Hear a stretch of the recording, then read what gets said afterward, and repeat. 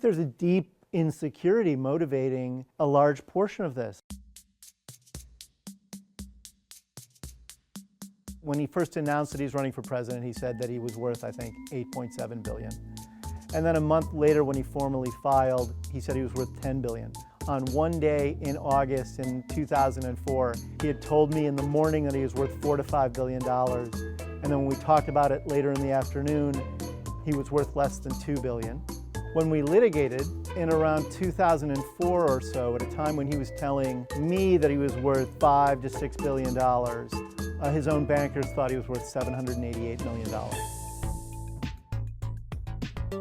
During litigation, we proceeded to strip the bark off Donald like an old tree. He sued us on the notion that I had lowballed his net worth and somehow that had libeled him. But because those were the grounds for the lawsuit, he exposed himself to discovery around all of his bank records, his financial records, and his taxes, all of which we got during the course of the litigation. I wasn't surprised that he appealed because the court ruling against him was so brutal that I think to either save face or to hang on to some notion that he could try to squeeze some sort of a win out of this thing, he appealed. But then, of course, he got crushed again on appeal.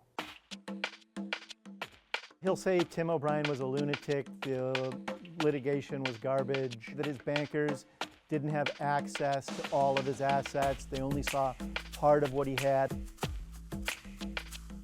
He has come to understand that the more he exaggerates or gilds his success or his projects or his accomplishments, the more attention the media pays to him. And the reality is there's very few parts of his life that he hasn't exaggerated, whether it's his track record as a businessman, his wealth, his traction as a political candidate. He thrives in the spotlight. He has a hunger for the spotlight that is almost addictive. And he's his happiest when people are paying attention to him.